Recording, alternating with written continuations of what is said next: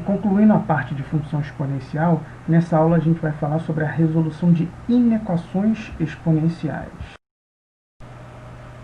Bem, na aula introdutória sobre função exponencial, se você não assistiu essa aula, o link está aqui na descrição do vídeo, a gente viu que a função exponencial pode ser crescente ou decrescente. Da seguinte forma, a função exponencial f de r em r, dada por f de x igual a b elevado a x, com b maior que 0 e b diferente de 1, ela é crescente se b for maior que 1, ou seja, dados dois elementos x1 e x2 do domínio de f, temos que, se o x1 for maior que o x2, então a gente vai ter que o b elevado a x1 é maior que o b elevado a x2. Como a função ela é crescente, quanto maior o valor de x, maior será a imagem obtida.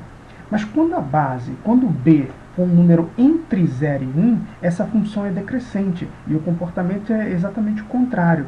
Quanto maior o valor de x, menor é a imagem encontrada, ou seja, se o x1 for maior que o x2, então isso significa que o b elevado ao x1 vai ser menor que o b elevado ao x2.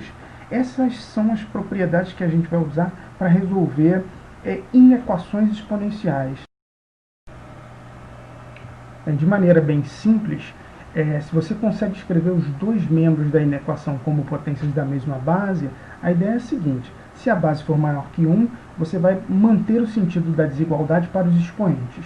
Se a base for um número entre 0 e 1, você vai inverter o sentido da desigualdade para os expoentes. Então, por exemplo, resolver em R, ou seja, encontrar as soluções reais dessas duas inequações que estão aí na tela. No primeiro exemplo, se eu tenho 2 elevado a 3x mais 1 maior que 2 elevado a x mais 7, você vê que os dois membros são potências de 2, tá? Então, como a base é maior que 1, o sentido da desigualdade ele é preservado para os expoentes, ou seja, o 3x mais 1 tem que ser maior que o x mais 7.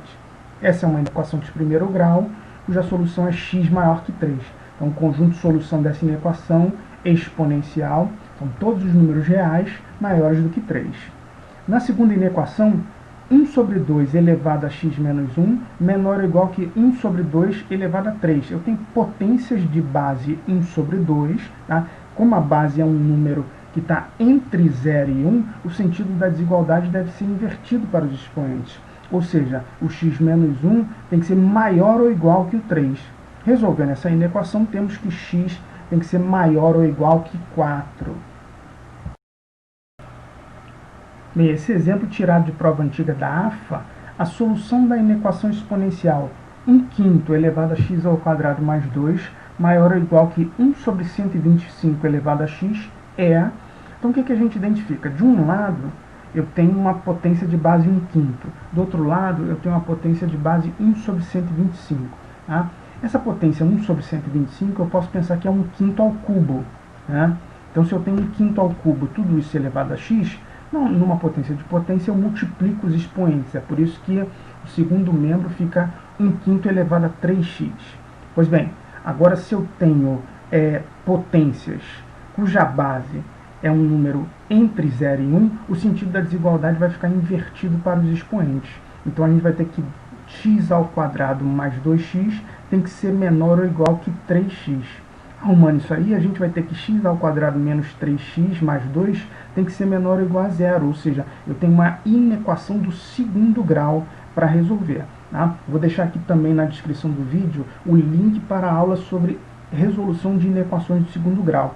A gente olha para o x ao quadrado menos 3x mais 2 como se fosse a lei de associação de uma função quadrática.